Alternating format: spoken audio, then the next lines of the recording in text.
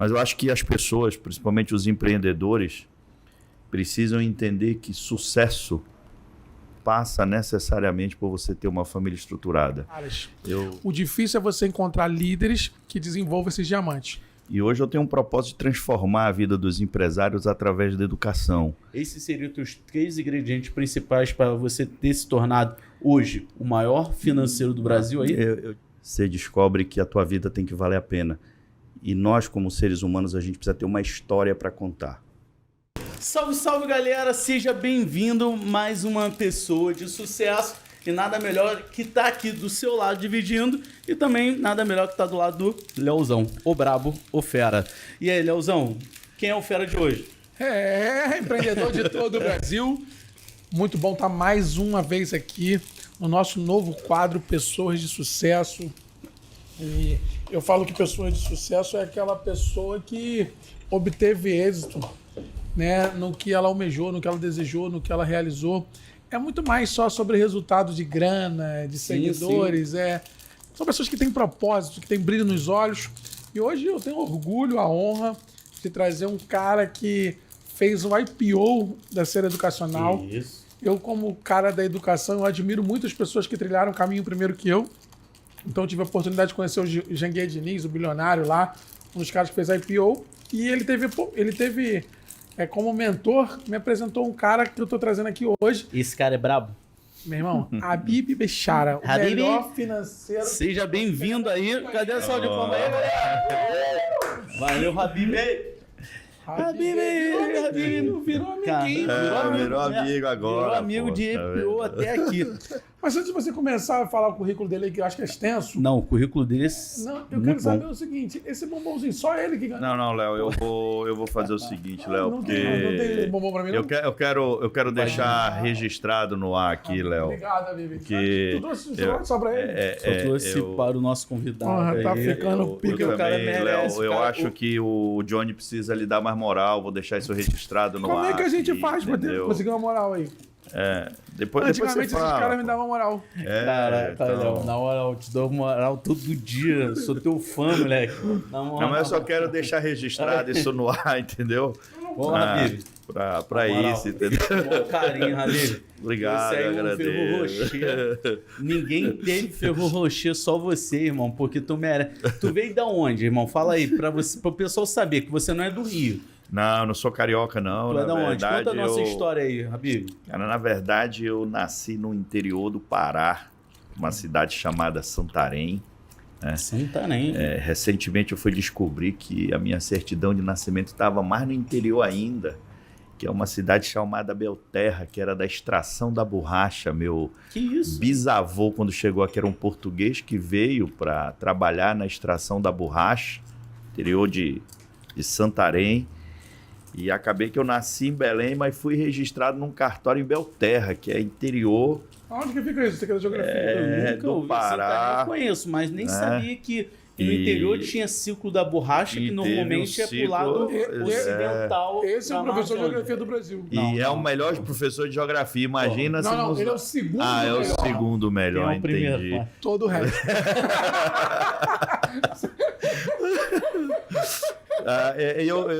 Eu não vou dizer que eu sou matemático também.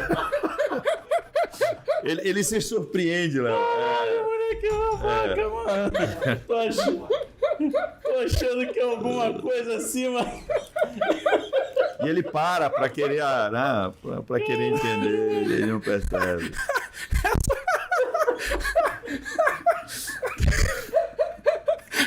Mas, ó...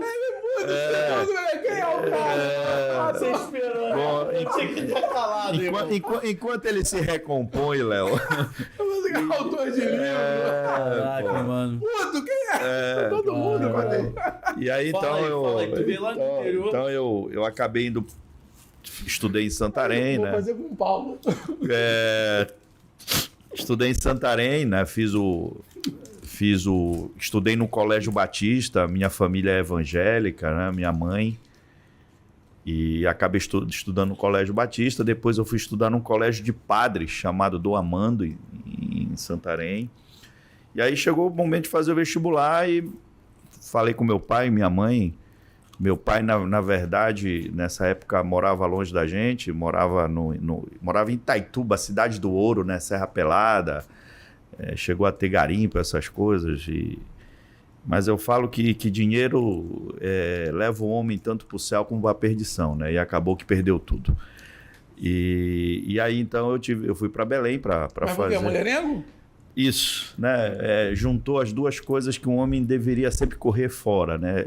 Jogo e mulher. Jogou também? E jogava muito, gostava de jogar. E eu sempre digo o seguinte: tem algumas coisas que eu levo para minha vida da história do meu pai, e tem outras que eu uso para aprender a não cometer os mesmos erros que ele cometeu, né? E isso custou a família, né? Eu acho que isso é uma coisa que dificilmente eu falo. Essa é a primeira vez, viu, Léo, que eu estou falando isso num podcast, tô discutindo isso, né? A coisa é uma devocional com Deus de 1 hora, depois eu tô trocando de roupa e indo para academia.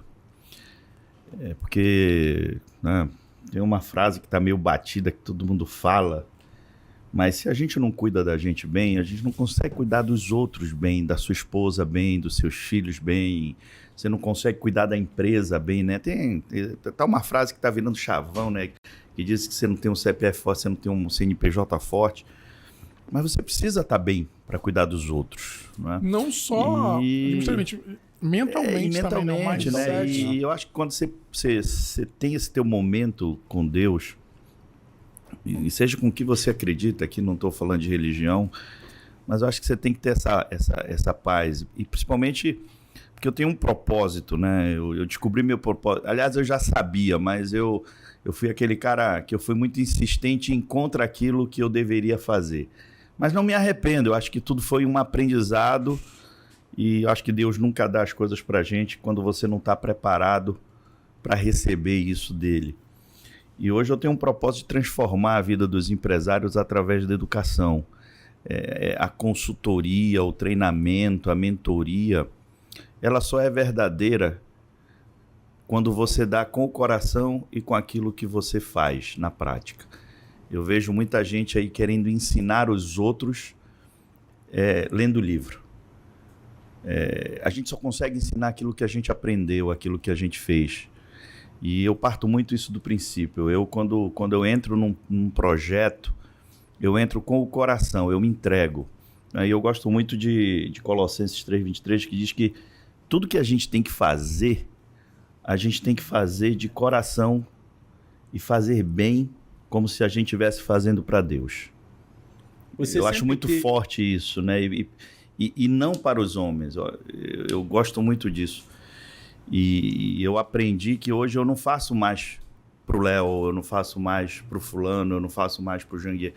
Eu faço porque eu entendo que se eu fizer bem, eu tô gerando valor para quem está comigo, para quem está ao meu entorno.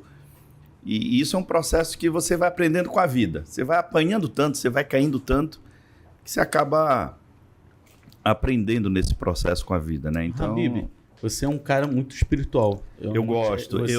Eu vou te falar que eu tô voltando, entendeu? Eu fui de igreja, eu tinha banda evangélica, toco violão, tinha uma banda, gravei um CD, cuidei dos jovens da igreja há muito tempo.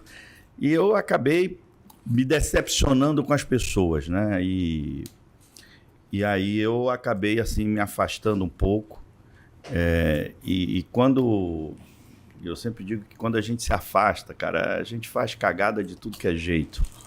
E aí você colhe os frutos daquilo que você planta, né? A lei da semeadura, né? Isso aí, o que você planta... Então, o que você planta, você vai colher. Você vai colher. Isso tem me ensinado a aprender a viver com a ingratidão. Eu sempre fazia para os outros querendo o retorno, sabe? Eu, uma vez, conversando com um pastor amigo meu, ele disse: Habib, sua visão está equivocada. Porque você tem que... O mundo é injusto, não tem nada de justiça que são fazem com você. E ele me disse uma frase que me marcou muito, que ele disse: olha, aprenda a viver com a ingratidão. E ingratidão é esperar pouco de você, porque você é ser humano, você vai errar sempre. Espere nada dos outros, mas espere tudo de Deus. E ele fala que quando você fizer isso, e quando você fizer para as pessoas, nunca pense em olhar algo em troca. Faça. Porque em algum momento Deus vai te retornar isso. Eu demorei para entender isso. Eu acho que eu digo que se eu tivesse entendido isso lá nos meus 35 anos... Você é garoto ainda. Tem 35 anos eu teria uma visão diferente de vida, sabe, Léo? Eu acho que o maior problema, não só seu, do ser humano em geral, é quando a gente começa a criar expectativa no outro, nas pessoas. Quando você fala para mim, essa é uma das frases que eu mais ouço das pessoas que se desviaram do evangelho, é que, cara, eu olhei pro pastor, olhei pro A, pro B, pro líder. Eu acho que quando você começa a ter essa maturidade que você percebeu agora, que tipo assim, não é sobre o outro, é sobre mim. O que eu tô fazendo? O que eu jogo? O que é o meu propósito? O que eu mostro? O que eu dou para a sociedade? A vida começa a funcionar. Né? Eu também tive alguns momentos assim, porque eu fui professor de escola bíblica dominical. Sabia disso? Dos adolescentes. Dos adolescentes. E a gente visualizava, porque eu tinha um contato muito forte com o pastor, e a gente via algumas coisas acontecendo e depois, cara, não é problema dele, né? Porque tem pastor que rouba, porque tem pastor que trai, assim como tem empresário, assim como tem macumbeiro, espírito, isso é muito mais do que uma religião. Isso é sobre ser humano, sobre instinto humano, sobre caráter, e cada um tem o seu, e cada um faz o que é certo, o que é errado, o que julga os valores. Mas eu queria já, aproveitando, falado isso, a Bíblia, você fala aí de a gente fazer o bom, entregar. Como é que é isso, né? Porque você é um dos caras fortes de finanças. Você tem prazer por chegar e olhar os números de uma empresa, finanças, esse planejamento financeiro. Conta pra gente, porque é tanta coisa, né, Johnny? Não, é muita coisa. Eu fiquei interessado porque você começou lá do interiorzinho, né? E as pessoas não sabem como é o interior. Que às vezes a pessoa já nasceu aqui na cidade grande e não sabe como você chegou a... Você é uma das maiores referências na questão financeira hoje no Brasil. E aí a pessoa fala, todo mundo acha que quem chega lá no topo foi fácil. Pela tua história já tô vendo que não foi fácil. Quando você vem lá no interiorzinho, lá sem nenhuma referência, você estuda, aí você fala que foi para Belém. De Belém, para onde você foi, para você chegar o homem que você é, para a gente poder entrar na parte de finanças? Cara, de Belém eu me formei e aí passei ali em Belém mesmo por várias empresas ali em Belém. Meu primeiro emprego, eu fiz faculdade com 15 anos, Léo. Com 15 anos entrei na faculdade para fazer economia. Eu acho que quando eu fui me matricular, eu botei o polegar, sabe? Meti ali, assinei com o polegar, porque com 15 anos a gente não sabe o que quer na vida. Eu muito menos, eu me meti em economia, pô. 17 anos eu estava estudando teoria keynesiana, pô. Cara, um negócio maluco, sabe? E com 20 anos eu estava formado e meu primeiro emprego foi funcionário público. Né? E passei num concurso público, comecei a trabalhar e aí começou aquele negócio, não, vai embora para casa, a gente bate teu ponto e aí você estuda para a faculdade, vai. E eu olhei aquele negócio e disse, puta, isso não é para mim. Cara, eu era muito inquieto, eu gostava de estar no meio, gostava de estar resolvendo problema. Isso já vem comigo desde de moleque. E aí, com 2 anos eu pedi licença em investimento e aí fui trabalhar na Ernst Young, na empresa de auditoria, onde durei 9 anos da minha vida, minha formação eminentemente de auditoria de processos. Depois saí da Ernst e acabei indo trabalhar na Albras, na auditoria interna da Albras, que era da Vale do Rio Doce, aqui no Rio. E fiquei lá 2 anos e meio. E aí eu cansei, porque eu não tinha progressão, olhar para cima, você batia no teto. E eu sempre tinha um objetivo, que um dia eu queria ser presidente de uma empresa, queria ter um negócio, né? Eu não sabia qual era o meu propósito. Naquela época, o meu objetivo era, quero ser presidente de empresa. Né? Mas aí eu olhava e assim, né? Quando a gente pede para Deus, Deus realiza, né? Só que você tem que pedir certo, né? A Bíblia diz, né, que o coração do homem faz planos, mas a resposta certa vem de Deus. E eu disse, Senhor, eu quero ser presidente de uma empresa. Então, acho que Deus foi fazendo eu passar por determinadas coisas e me amadurecendo com os erros. E aí eu saí da Albras e fui trabalhar na TIM, fui ser diretor financeiro da TIM. Trabalhei lá e aí um headhunter me achou lá de São Paulo Disse, tem um grupo aqui de São Paulo que está comprando uma empresa em João Pessoa. E aí eu fui lá, fiz entrevista, o cara gostou de mim. Até hoje eu acho que eu cobrei pouco, porque aí ele me contratou. Se eu tivesse pedido mais, eu estaria fora do processo, eu acho. E aí eu fui morar em João Pessoa para ser... Ele tinha comprado 80% de uma empresa, eu fui ser o diretor administrativo financeiro, responsável, né? Correspondente bancário. Cara, eu não sabia nem o que era isso, meu. Né? Essas casas, tipo casa lotérica, que você paga o boleto, recebe. E aí eu fui entender de float, fui entender de banco, tesouraria, como é que faz. Fiquei lá. E aí depois eu fui trabalhar em rádio, jornal e televisão. Putz, nada a ver, né? Não tem nada a ver. Fui ser diretor executivo de rádio, jornal e televisão, fui morar em Natal. Mas na parte comercial ou na parte financeira? Não, aí lá o desafio foi grande, porque me disseram assim, você só não entra no jornalismo, porque senão você vai apanhar, né? E, então eu cuidava lá tanto da parte comercial, da parte industrial, cuidava da parte financeira. Então eu comecei a entender o negócio como um todo. E lá, sem querer, eu segui os passos do meu pai. Eu virei narrador esportivo. Eu acabei conhecendo... Eu montei uma rádio FM lá, e a rádio FM transmitia os jogos. E a turma me levava para os jogos, lá para a cabine de transmissão. E um dia faltou o cara e disse, Habib, e aí, você conhece futebol? Conheço, acompanho. Disse, cara, então senta aí que tu vai hoje ser o analista do jogo. Disse, eu? Como? Disse, cara, senta aí. E aí eu conheci um pouco de futebol, os esquemas e tal. Eu disse, cara, deixa eu ver se eu tô lendo certo aqui a escalação. É um 4-3-3, 3-4-4. Disse, não, exatamente, a leitura tá boa. Bicho, fiz a primeira, no segundo jogo os caras teve boa audiência, a turma gostou, porque eu brinquei muito com todo mundo, e aí todo mundo perguntou se eu torcia pelo América, se eu torcia pelo outro time lá de Natal, e aí eles me levaram para fazer o programa na rádio no meio-dia. Veio o segundo dia eu fui, veio o terceiro dia eu fui, veio o quarto, na outra semana eu estava lá com o jogo, e aí comecei nessa área esportiva, mas seguindo talvez um sonho meio que sem saber do meu pai, que um dia disse que eu tinha que ser radialista, né? Que ele foi radialista também. E aí depois eu saí lá, fui para João Pessoa, do mesmo grupo, e aí saí do grupo porque recebi um convite para trabalhar no setor de educação. E aí foi quando eu parei na série educacional, e aí teve Isso foi em que ano? Isso foi em 2009. Pela ideia, você nunca parou, né? Não, nunca parei, né? Você vai correndo o Brasil todo, vai ali parando, aprendendo. Dentro desse deslocamento em território brasileiro, o que mais você aprendeu? Porque você acabou tendo muito conhecimento, você foi nas principais empresas. O que você consegue, por uma pessoa de sucesso, qual é uma técnica para absorver o que tem de bom? É que, assim, eu acho que o que eu te diria foi que eu tive grandes amigos por onde eu passei. Então, quando eu saí de Belém e fui para João Pessoa, eu tinha uma diretora de uma faculdade onde eu dava aula lá, ela disse, eu conheço alguém, e me indicou para esse cara para eu dar aula lá em João Pessoa. Sempre educação no meio. Quando eu cheguei lá, ele abriu, dei a minha primeira aula, a minha segunda, quando eu dei fé, eu estava dando aula em todas as faculdades de João Pessoa. Que isso? Por indicação, o pessoal gostando, os alunos falando, e eu acabei me metendo no conceito de contabilidade. Eu sou, além de ser economista, sou contador.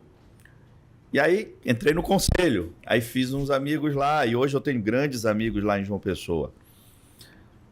E aí, quando eu fui para Natal, a turma de João Pessoa me indicou para os coordenadores da educação de lá. Então, eu acho que esse ciclo de você conseguir fazer relacionamento, eu aprendi uma coisa na vida, técnica. Você chega no nível que você não precisa mais provar nada para ninguém, porque todo mundo já reconhece que você é bom.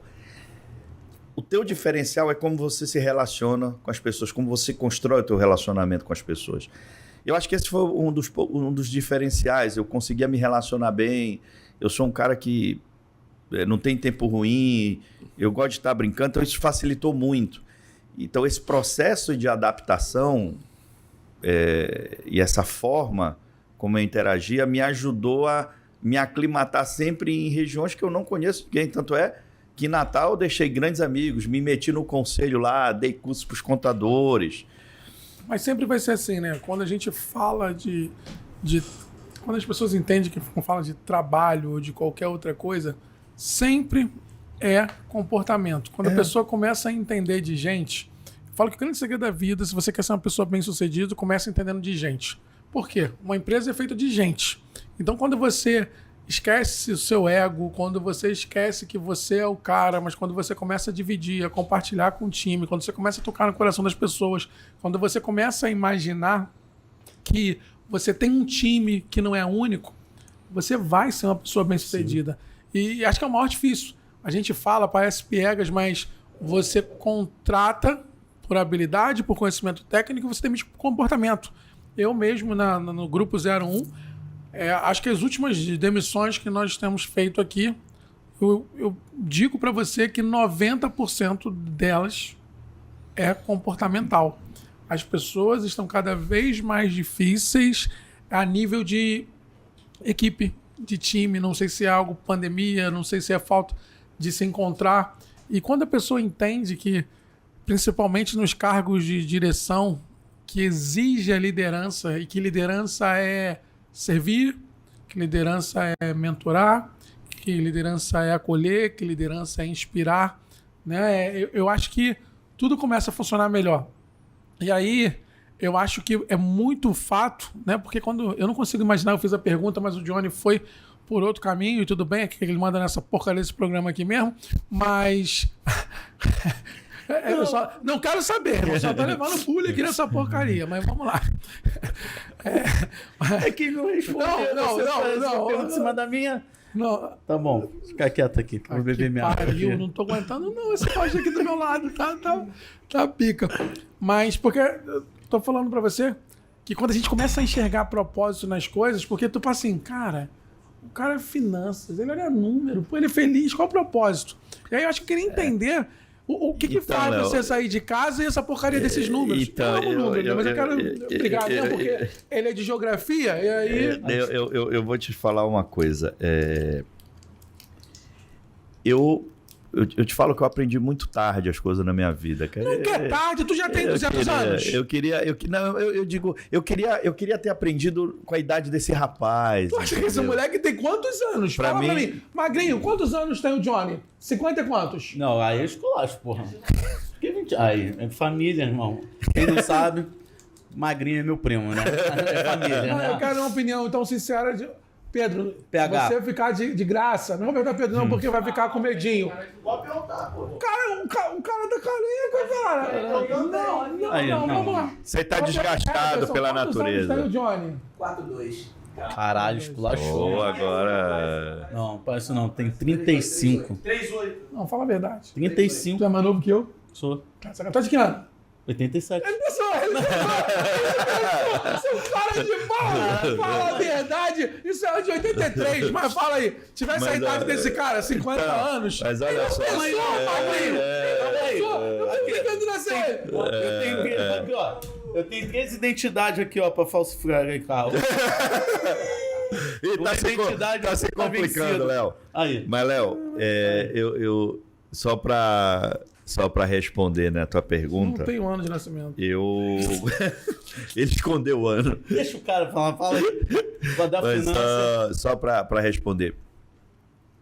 Até um momento da minha vida, eu achava que gente era número. Putz! Então Deus mudou seu cativeiro, varão. Mudou. Deus mudou seu cativeiro. Então tu deve ter tido muito problema de comportamento. Eu era um cara muito grosso, eu batia na mesa, eu gritava. Eu me lembro que muitas das vezes o Jânio, que você conhece, eu trabalhava, ele batia no chão assim para me acalmar. Sério, amigo? Sério. Conversando com você não parece. Porque minha esposa diz a mesma coisa, que ela não imagina isso em lugar nenhum, eu fazendo isso. E Jânio batia assim no chão para me acalmar, porque eu sempre tive na cabeça que Não é o que eu falo que me define, mas é o resultado que eu entrego que me define. Entendi. Então você era tão analítico ao ponto de eu era focado muito em resultado. Eu não entendia que se eu tratasse bem as pessoas, aquele resultado poderia ser maior ainda, multiplicado 3, 4, 5 vezes. Mas aprendeu? Né? Aprendi, cara. Parabéns. Isso eu aprendi. É isso, né? E aí eu quero chegar... Maturidade para entender isso, que faz a diferença na vida. Eu quero chegar exatamente nesse ponto. E o Jânio e o Janguier foram grandes mentores meus, me ajudaram a me entender isso. A entender que eu precisava ter um time do meu lado. Eu não precisava afastar o time. E que se eu tivesse time do meu lado... E aí eu tive que quebrar alguns paradigmas, porque na cabeça de financeiro você olha número, você olha entrega, você olha resultado, você não olha quem faz, né? E aí eu fui entender que o meu resultado, se eu não tiver pessoas que comprem, estejam engajadas naquele pensamento, eu não entrego, porque sozinho eu não faço nada. Você, quando chega numa posição de diretor, de gerente, você já provou tecnicamente que você é bom, senão você não estaria ali. A não ser que seja um jabuti que alguém colocou lá na árvore, né? Porque aí a gente não discute. Naquela tartaruguinha lá, alguém botou lá. Alguém colocou. Sempre quando eu chego numa empresa e tem uma tartaruga, eu sempre pergunto quem colocou. Altamiro gosta, tem uma tartaruguinha lá no México. Então eu sempre pergunto assim, quem é a tartaruga e quem colocou, porque aí você sabe que você não pode mexer lá naquela tartaruguinha. Mas, fora isso, quando você chega num cargo desse, é porque o técnico já se provou. Então, você passa a ter teu skill, ele é muito mais de gestão comportamental, gestão de equipe, de time, de como você faz as pessoas renderem mais. Eu fui aprendendo isso ao longo do tempo. E, cara, é impressionante. Meus resultados...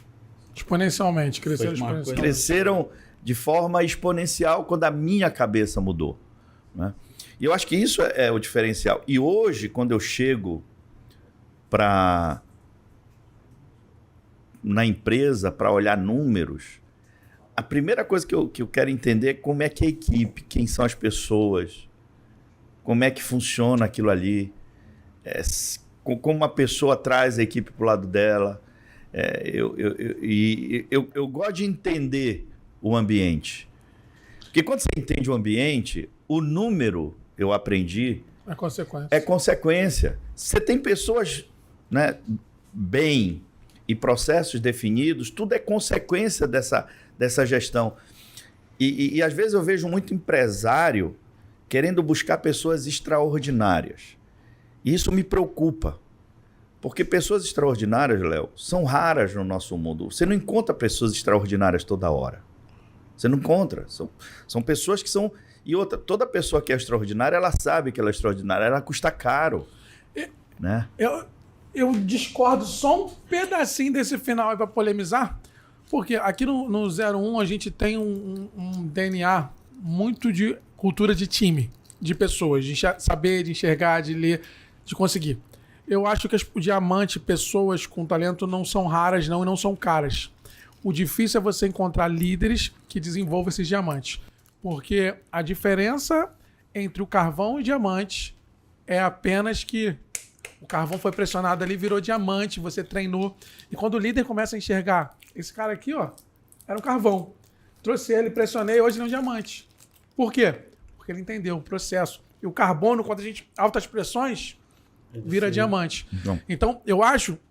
E aí eu não sei, eu vou fazer uma pergunta mesmo para provocar mesmo, não quero nem saber se vai ficar puto, mas será que as empresas, os empresários, os empreendedores, elas não estão buscando pessoas caras e aí talvez não tenha cultura? Não é melhor formar dentro de casa? Aí acaba criando um próprio DNA, né? Exatamente. Eu parto do pressuposto seguinte. A primeira coisa que o empresário tem que olhar, Léo, e eu faço isso com as equipes por onde eu passo, é desenvolver dentro de casa. Por uma simples razão, o time precisa ter perspectiva e oportunidade de crescimento. Porque quando você traz alguém de fora, você choca quem está aqui dentro. Porque muitas das vezes o cara está esperando o quê? Agora, você tem um problema também, né? Às vezes, necessariamente, você precisa trazer alguém de fora com uma cultura diferente para tentar trabalhar o teu time. Não, concordo. Isso aí eu concordo gênero, grau. Porque às vezes você não encontra dentro de casa, que eu acho que é o grande desafio do empresário hoje, não sabe? Precisa ir longe. Eu falo sempre o seguinte, a gente está no momento do 01, que as pessoas que trouxeram até aqui talvez não vão ser as pessoas que vão me levar lá para o próximo nível. Então a gente entende isso. Mas quando eu falo que eu tenho que trazer o cara caro, talvez em alguns momentos para treinar, mas eu falo sempre o seguinte, tem muito diamante. Tem. É porque as pessoas não querem ir lá e descobrir esses diamantes. Então, o ponto aqui, quando eu falo de pessoas extraordinárias, talvez eu não... Talvez eu não tenha entendido também. Não, eu faltou uma vírgula. As pessoas extraordinárias que eu coloco aqui são pessoas que estão em cargo de gestão e que tenham a capacidade de trabalhar essa turma. Porque você também tem um risco muito grande que eu vejo dentro das empresas, que é o medo da sombra. As pessoas têm medo. Tem medo de trabalhar pessoas extraordinárias, porque o cara diz assim, puta, mas se eu trabalho esse cara... Vai pegar meu lugar. Daqui a pouco ele está melhor do que eu. E eu sempre tive isso na vida, Léo, por onde eu passei. Lá na Ser Educacional, quando eu trabalhei, eu tinha um controller, o nome dele era Henrique. O cara falava 3 línguas. O cara era um fera no Excel. Cara estudioso pra caramba de toda a legislação. Ele era muito melhor do que eu. Eu digo isso pra ele.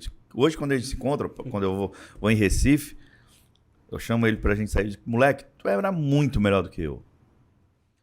Mas a gente tem que trabalhar com gente melhor do que a gente, porque é quem leva, é quem força a gente a ir para um outro nível. É isso. Eu não vejo pinto voar com águia. Assim, até hoje. Pode ser que amanhã eu consiga enxergar. Alguém treine um pinto a voar com a águia. Né? E outra, cara, eu sempre digo assim, eu não quero corvo comigo. Que o corvo, ele consegue voar com a águia, né? Ele pousa na cabeça da porra da águia e fica batendo, mas a águia é tão inteligente, porque ela de vez ela cair, ela sobe. Ela vai para um nível que a respiração dela é tão boa no nível que o corvo não consegue respirar, ele morre, ele cai. E ela consegue, e ela continua. Então eu digo, você tem que escolher, eu brinco muito, né? Escolha a tua tribo que você anda. Porque ela vai te levar para o próximo nível, né? Não, com certeza. Eu levo isso no DNA do 01, da nossa empresa, como pessoa.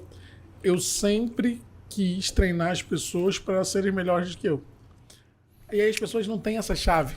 Quando você começa a fazer isso, você trabalha muito menos. Você desempenha. Quando você fica com esse medo de... o fulano de tal vai tomar a minha vaga. Cara, você não trabalha, você é pressionado, o seu resultado, o seu time não sai. Então tu tem que olhar pro cara e falar assim, cara, eu quero que você... E eu acho que o 01 é resultado disso. Porque eu tenho muito orgulho de falar que o 01 hoje é a maior empresa de educação do Brasil, sem capital de investimento, de bolsa de valores, de capital orgânico. Sim. E como é que surgiu esse capital? É difícil, né? Não, é impossível. Impossível não é porque a gente está aqui. Mas quando você começa a olhar... Qual é o maior ativo do 01? São as pessoas que entenderam isso. São as pessoas que entregam e querem atingir esse próximo nível e têm um pertencimento e falam, cara, eu sou 01. O 01 não é o chucrute. O 01 somos nós, é um time, é uma equipe. E o que eu tenho deixado de legado para o nosso time é, cara, você tem que treinar um cara melhor do que você. E lógico, entendendo o perfil. Eu botei pro Magro ali para ele gerir 2 pessoas. Pô, cara, não quero gerir. Tudo bem, tá bom, não quer gerir não? Então você vai dividir com um cara que possa gerir contigo. Porque não adianta tu botar a goela abaixo, tu não pode meter a porrada nele. E, lógico, às vezes a gente quer que o cara vá num próximo nível, e de repente tu tem que voltar todo ao contrário e falar, Magro, tu tem potencial, me segue aqui o pai. Aí tu senta, bota ele aqui do ladinho, pega na mão dele e fala, Magro, é assim que você vai chegar. Só que a grande diferença do líder é que ele não quer saber. Porque, na verdade, e infelizmente, na sociedade que a gente vive, é muito mais fácil trocar. É? Era muito mais fácil eu pegar o Magro ali e falar assim, vai embora, cara, você me dá muito problema. Mas, Léo, uma coisa que eu falo para as pessoas... Né, Magro? Eu acho que mas o pai não desiste, não. Uma coisa que eu falo para as pessoas é assim, nunca tome a decisão mais fácil, ela é burra. A decisão mais fácil... Discordo de novo, ele tá vindo como burra. Ele tá vindo aqui... Não, entendeu? Explica. Sabe, você sabe por quê? Você concordar comigo. Você sabe por quê? Eu acho que muitas das vezes as pessoas têm medo de errar, Léo. E olha, não, mas por você que sabe o por mais quê? fácil... Eu sou crítico, porque, eu assim, sou chato com a resposta. Porque o que eu falo é assim, esse cara errou, eu não tolero o erro, demito. Mas peraí. Aí, desculpa, agora eu vou sendo escroto mesmo. Se eu estiver errado, eu vou voltar aqui com a maior humildade do mundo. O mais fácil é mandar embora? Então. Aí o cara não tem coração. Porque pra mim. Porque pra mim o mais fácil é mandar. Eu já vi muito gestor dizer, que conversa comigo. Não, eu aprendi que é muito mais. Eu aprendi que é muito mais eficaz pra empresa mandar embora. Mas mandar embora, eu como líder, dói o meu coração, porque prova pra mim que eu fui incompetente. Pois é, mas toda vez que isso. eu mando alguém embora, meu liderado, eu falo, putz, eu não consegui tocar uma daquela Porque é uma decisão mais fácil, entendeu? Porque assim ele se livra do problema. É no sentido de se livrar do problema, sabe, Léo? E eu fico perguntando assim, cara, mas desculpa, mandar embora. Deixa eu pensar aqui na sua frente. Sabe, o problema é seu primeiro. Então, eu acho que qual a competência que você teve? Talvez você tenha razão, mas é porque na minha cabeça... Para desenvolver. Então, mas é que na minha cabeça, como líder e como resolvedor de problemas, eu não vejo essa postura nem passar de desistir de um problema. Mas é porque... Mas, Léo, agora... Então, eu vou te falar uma coisa. Então fala, que eu não quero isso aqui mesmo. Eu não sou matemático, eu vim da área... Agora eu vou... Mata a geografia, não? Graças a Deus eu não estudei geografia. Viva a geografia. Se eu falar geografia, eu vou errar. Tu sabia que ele é o segundo maior professor de geografia? Essa eu já sei. Mas eu venho de ciências humanas, mas por muito tempo em minha cabeça foi cartesiana. Só que o cara que é cartesiano, ele é prático, mas ele entende as coisas. Porque o raciocínio dele foi trabalhado para isso.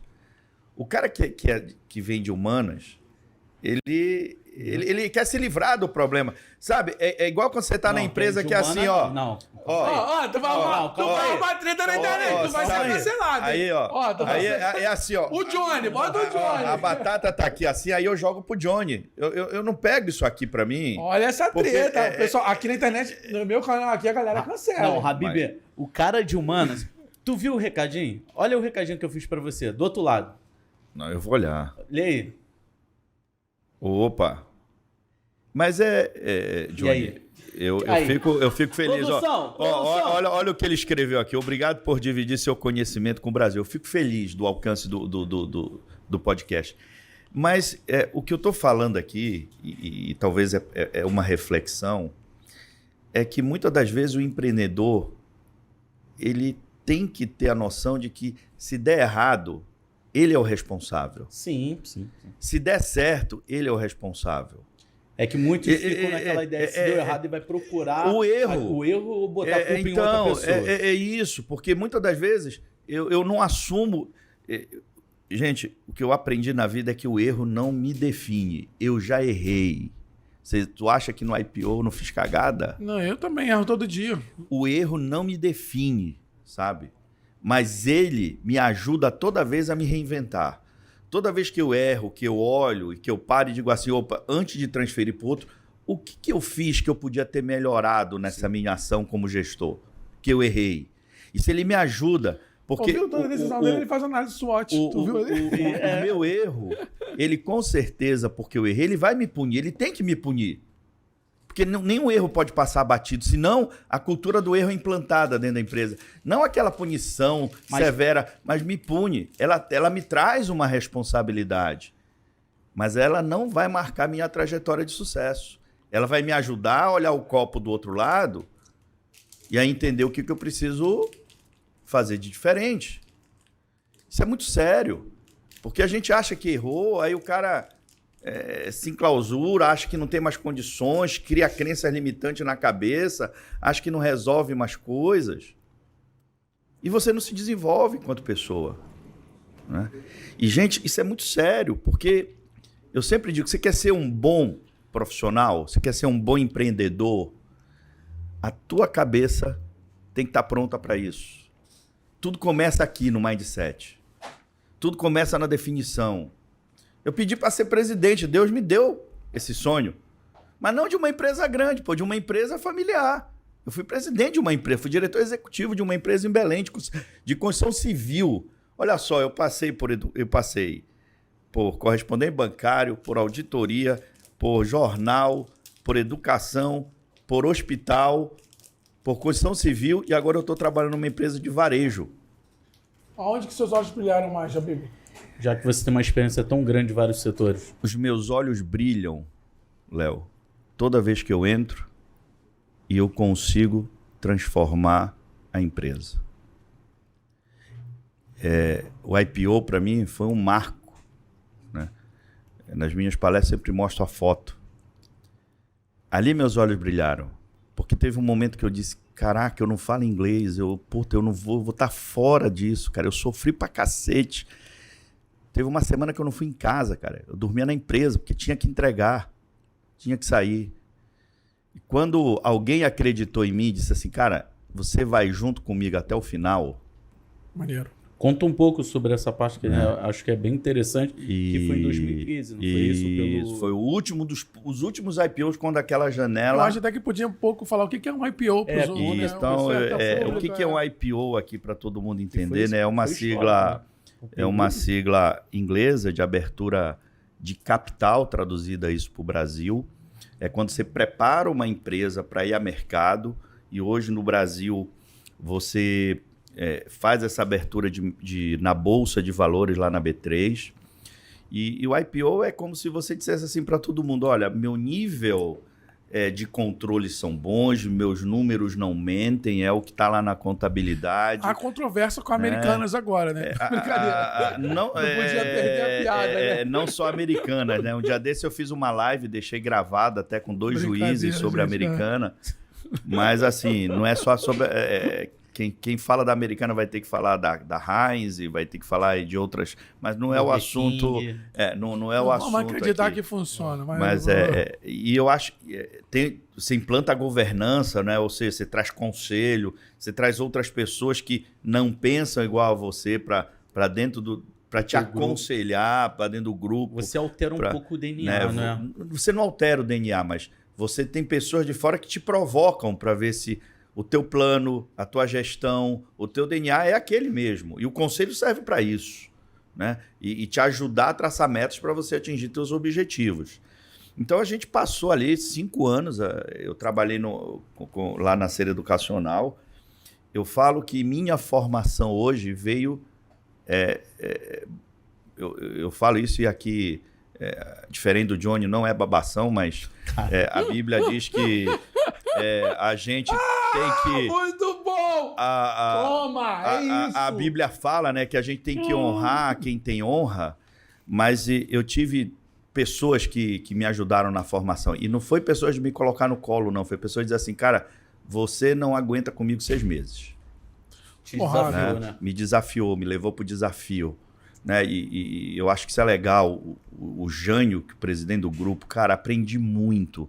Muito da forma como eu penso, muito da forma hoje como eu trato muita coisa, eu trouxe de aprendizagem desse cara.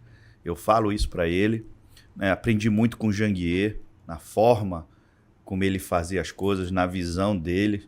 Ele dizia sempre que eu era o cara do contra. Tudo que ele queria, eu dizia não. Eu disse, pô, chefe, mas você precisa ter um contraponto em algum momento, né?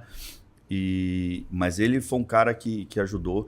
E eu trabalhei com 2 caras, um argentino, que foi o Francisco, e um brasileiro chamado Guilherme Quintão, que na época eram de um fundo, de um private equity americano, que colocou dinheiro na Ser Educacional e que foram meus mentores na área financeira.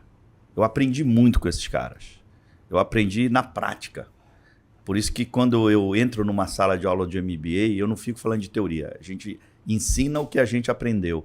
Por isso que quando os alunos dizem, pô, mas terminou rápido o final de semana. Pô, mas a gente quer mais. Mas é por isso que a gente fala da realidade, da vida como é. Eu acho que isso que é muito bacana, né?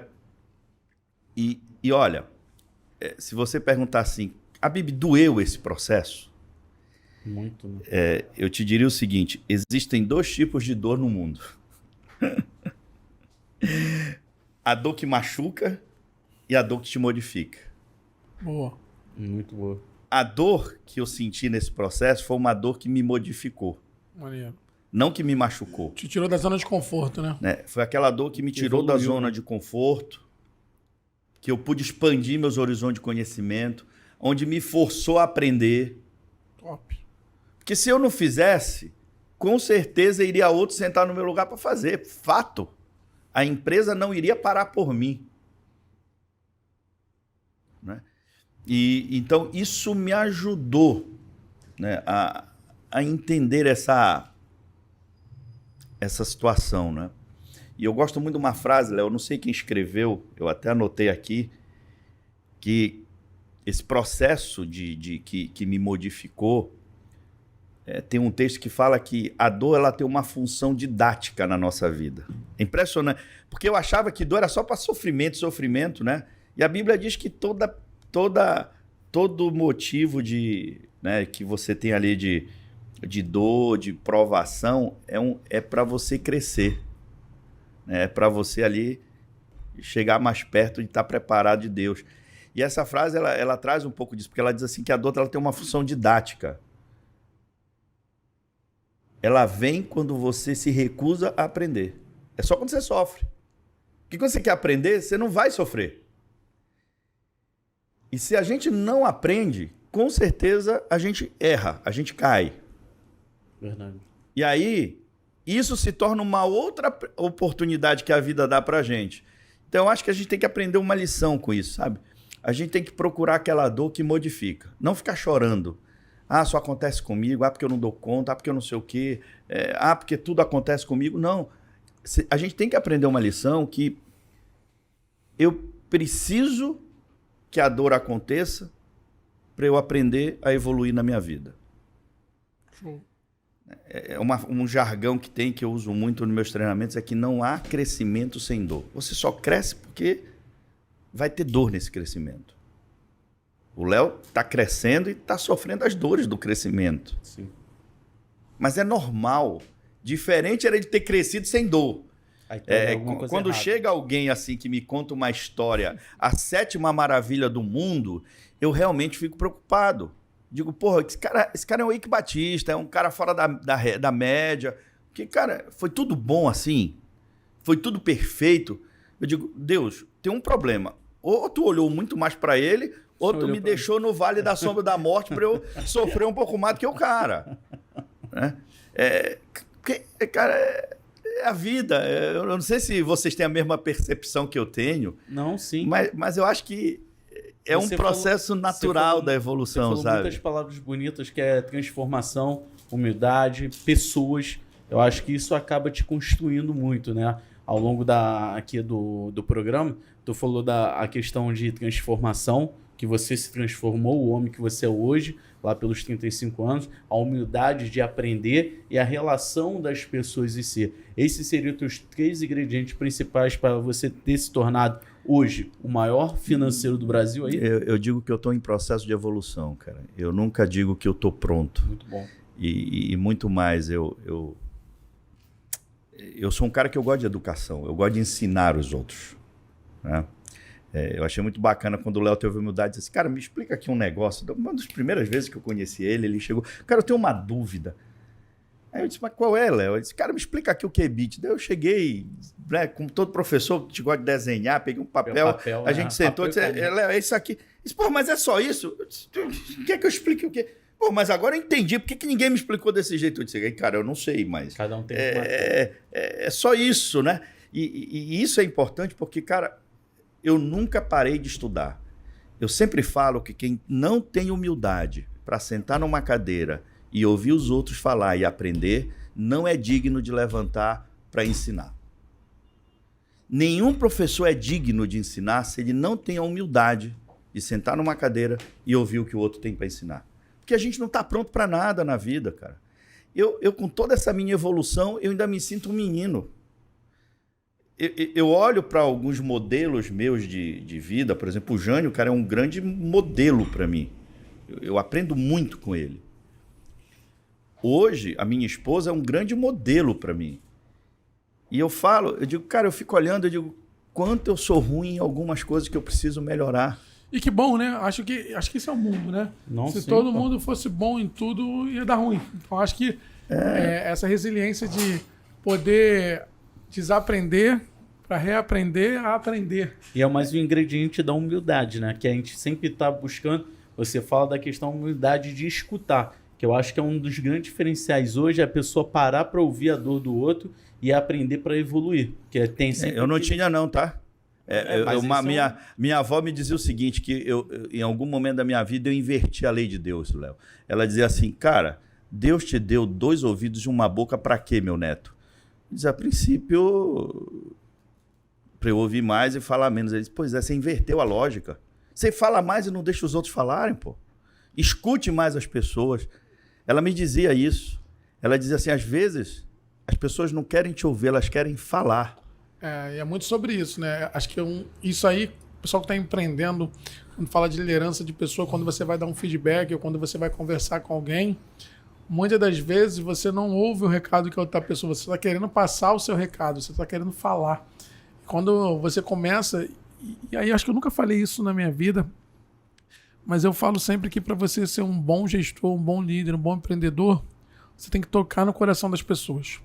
E você só consegue tocar no coração das pessoas quando você para ler as pessoas. Como é que você consegue ler as pessoas, Léo? Quando você começa a ouvir e dar importância de fato. E nessa velocidade que o Johnny falou que o mundo está tão frenético, você passa bom dia, passando boa tarde, ou então você pergunta como é que foi o seu Botafogo ontem, como é que foi o seu Curitiba lá, como é que foi o seu Flamengo. E você não para e não olha no olho do cara e pergunta como é que está o filho dele, a filha, o que é importante para ele, o que ele está planejando. E quando você começa a ouvir as pessoas, ler as pessoas, você consegue tocar no coração das pessoas. E quando você começa a mostrar isso para ela, o porquê que você quer, aonde você quer chegar. Eu falo, pode ser numa escola, pode ser numa sala de aula como professor, pode ser como diretor de uma escola, pode ser como CEO de uma empresa, ou pode ser um presidente da república. Se você entende que você tem que levar um time, acho que uma frase que toca muito no meu coração é: se eu fui longe, é porque eu fui em ombros de gigantes. Né? Então, quando você começa a alinhar com as pessoas aonde você quer chegar e o porquê você está fazendo de verdade, porque quem é de verdade parece, assim como é de mentira. Então, Leo, não dá para você fingir que é uma verdade. As pessoas estão cansadas aqui na internet de personagem, de histórias bonitas, de pessoas, porque eu falo sempre muito. Quando eu começo a enxergar, quando eu começo a ler uma pessoa, quando eu começo a ouvir uma pessoa, a parte física dela, a parte não verbal, muitas das vezes fala muito mais do que ela fala. Né? A gente fez aquela brincadeira aqui naquele podcast. Tipo assim, não é sobre o que eu falo, o que eu quero que você faça. Não tem aquele negócio, faço o que eu quero, mas não vou fazer. Você serviu, né? Você serviu. Eu não servi, eu peguei tô brincando, eu servi.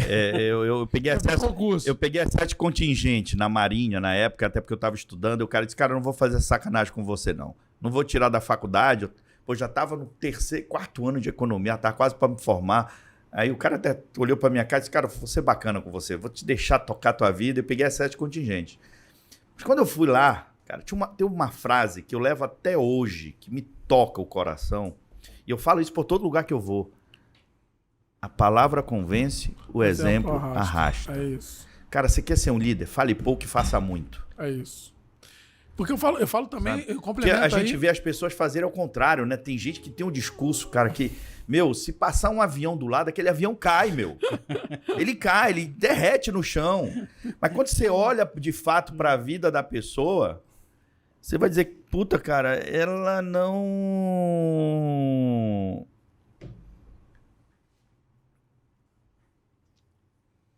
é o que ela fala. É por isso que você falou. Às vezes não é no nosso tempo, mas uma hora aparece. A casa não fica construída sobre areia. Sim. A casa, para ser construída de forma forte, tem que ter alicerce, tem que ter rocha, não tem jeito. Tem que ter alicerce, tem que ter rocha, tem que ter caráter. Isso vem de família. Não adianta você querer mudar o jogo. Habib, né, ao longo dessa tua trajetória, você falou transformação, pessoa, humildade, e ainda falou que você é uma esponja, pela ideia que você ainda está aprendendo muito. Para as pessoas que estão em casa, né, a gente sempre faz uma pergunta, como a gente fosse o ingrediente final do sucesso, né? Pra gente, qual seria o ingrediente que você, ao longo desse período tudo que você aprendeu lá do interior do Pará, chegando até um homem que é você hoje, um homem bem sucedido, um líder, um professor, sabe, você teve uma história linda. Qual é o ingrediente que você falaria para as pessoas para ser uma pessoa de sucesso, não um empreendedor? Porque se a pessoa, você mesmo falou, se a pessoa acaba sendo uma pessoa de sucesso, ele vai ser um bom empreendedor. Para a gente poder fechar com chave de ouro aqui e agradecer por esse momento. Eu vou até mais além, né? Não é obrigatoriamente uma pessoa de sucesso, não é um empreendedor. Sim, sim. Né? Você pode trabalhar como funcionário público. E ser uma pessoa de sucesso. Né? Você pode lavar roupa. Um professor. Não, como assim um professor? O professor. Não vem comparar. Não, porque, eu tô falando o professor, a gente a ideia. Não, eu gosto muito, Léo. Eu vou aproveitar a brincadeira para dizer uma coisa que eu sempre digo para os meus alunos de pós-graduação. Se quer ser alguém diferenciado, seja o, não um. O é artigo definido, é DNA. O um é qualquer um. Tá no meio, tá na multidão, ninguém te conhece, ninguém te dá nada. Agora... Qual o ingrediente? Fala pra gente. Eu te diria o seguinte, não existe a fórmula do sucesso. Que isso? Né? Eu acho que cada um constrói a sua. Eu acho que uma das coisas que você tem que ter na vida como empreendedor é busca modelar alguém. Eu busquei o modelo de alguém, buscar as coisas boas. Eu modelei algumas coisas do meu pai que eram boas, as ruins eu esqueci. Às vezes, de vez em quando vem a tentação, mas a gente né, deleta. Modelar as pessoas que de alguma forma passaram na tua vida. Ninguém passou e ninguém passa na nossa vida sem que tenha um propósito dela passar. Eu diria que o ingrediente de sucesso para o empreendedor nada mais é do que a pessoa descobrir qual é o seu propósito de vida. O propósito tem que vir antes do dinheiro, não o dinheiro antes do propósito. Eu, por muito tempo, Léo, eu corria atrás do dinheiro e o infeliz corria mais do que eu. Quando eu, há algum tempo... Já fico imaginando esse círculo correndo atrás do rabo. Pô, cara, e chega uma hora que você cansa. E aí eu cheguei num momento que eu descobri o meu propósito. E é engraçado como essa construção ela não é tão rápida, ela é devagar. Mas aquilo que você falou, quando as pessoas veem sinceridade na tua entrega, sim, quando elas veem que a tua casa é construída sobre a rocha, então, quando aquele teu propósito é verdadeiro, as coisas vão acontecendo, né, de forma natural. Não no nosso tempo, mas no tempo de Deus. E uma coisa que eu aprendi no decorrer de tudo isso, que eu queria deixar aqui para os empreendedores... Mas quando tu chegar na idade do Johnny ou... Né? Talvez quando eu chegar na idade do Johnny. É que as emoções, elas são passageiras, mas as decisões são permanentes. Eu tomei muita decisão errada na minha vida, baseada em emoção. Que se eu tivesse parado, respirado, pensado, talvez eu não tivesse tomado aquela decisão naquele momento. E eu acho que o empreendedor, ele vive todo dia tomando decisões. E ele não pode tomar decisões baseadas em emoções. Porque ele vai ser levado em algum momento a tomar uma decisão errada. E eu gosto muito de empreendedor que é matemático, porque dificilmente ele é levado pela emoção, porque ele é cartesiano. Ele para, ele calcula, ele é racional, ele... Né? E aí a gente tem que ter cuidado para tomar essas decisões e muito mais cuidado para a gente não se deixar dominar pelas emoções. Eu sou emoção. E eu, por muito tempo, eu aprendi que a razão tem que começar a vir na frente. Não dá para dissociar as duas coisas. Mas você que é empreendedor, você tem que ter esse cuidado de não tomar essas decisões baseadas em emoções. Show de bola! E só para finalizar... Não, você já falou que a outra era para finalizar.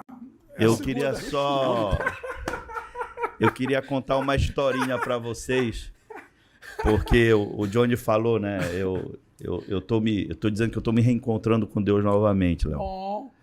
Eu senti, eu acho que a gente devia fazer um apelo. Levante a mão em casa. E eu queria terminar contando uma historinha do seguinte... Provavelmente o Léo já fez isso, o Johnny não, mas o Léo já fez, né? É de São Gonçalo, então não... Mas eu sou Nova Iguaçu. O Johnny é... De qual? O quê? Tu é de onde, Júnior? American Garden, onde a barata peida pra formiga, irmão. Subúrbio do Rio de Janeiro, respeita. A barata peida pra formiga. Aí, conhece ela? Salve, Essa é nova, essa é nova. Mas, ó, você já teve a oportunidade, Léo, John, de velejar? Não. Você já teve? Já não. Mas de andar, de navegar, de lanche e tal. já. Não, de lancha. Tá bom. E com um mar desse aqui na frente, né? Você atravessa ali a ponte. Stand-up paddle, né? Praia de Caraí. Acho que você entra naquela praia, mas, lógico que eu entro. Qual é o problema? É que as pessoas ficam de historinha. Ah, eu não entro na Praia de Caraí, eu entro na Praia da Ilha de Governador. Sabe o que acontece? Eu vi uma... E aí eu tô parafraseando isso. Quando a gente entra no mar, que a gente tem a mania de passar a mão na água, né? Quando você passa a mão na água, o que acontece? Você vê aquela água indo embora. Sim. Né? E eu comparo isso com a vida do homem. A vida do homem é igual essa água. Quando a gente pega. Porque um dia eu vou nascer, um dia eu vou crescer, um dia eu vou embora. Vai escorrer. Sim. Né? E todas as minhas amizades, todo o dinheiro que eu construí, toda a minha família, isso vai ficar. E a gente esquece de olhar o restante da paisagem. A gente esquece de olhar a imensidão do mar. E quando a gente está ali, que a gente vive sobre esses princípios bíblicos, eu não diria nem que são princípios bíblicos, mas são princípios de vida. Quando a gente lê, né? Provérbios é um livro fantástico. Eu estou lendo pela 3ª vez, todo dia de manhã. A gente percebe que quando a gente coloca esses princípios de vida, eu começo a ter a visão do mar e não da água na minha mão. Eu acho que todo empreendedor, e essa é a mensagem que eu queria deixar aqui, você tem que ter a visão do mar. Não passar a mão e olhar para aquela água que uma hora ela seca na tua mão. Então, quando você efetivamente tem um propósito na tua vida e você olha para a imensidão do mar, você descobre que a tua vida tem que valer a pena. E nós, como seres humanos, a gente precisa ter uma história para contar.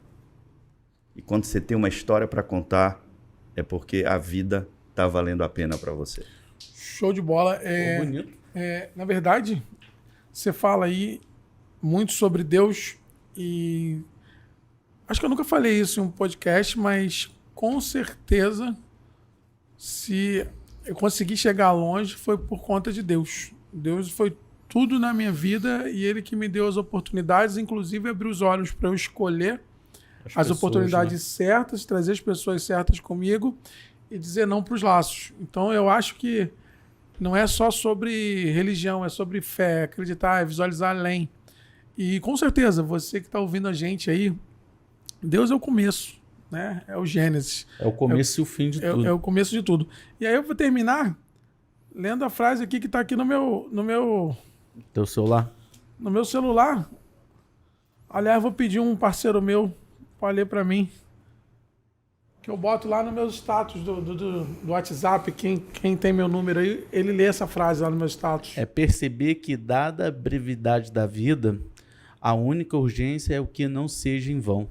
É sobre isso. É sobre isso. Beijo grande, obrigado, Bibi. Valeu, show de bola. Obrigado aí, valeu. Então, galera, toda quinta-feira às 19 horas, subindo aí, compartilhe essa palavra aí, esse ensinamento e seja uma pessoa de sucesso. Valeu, galera. A Bibi.bichara, não é isso? A Bibi Finanças. A gente vai colocar na descrição do vídeo aqui. Muito obrigado, tá, irmão? Valeu, e bom voo, que ele veio para o podcast, ele veio por Rio. Valeu, galera.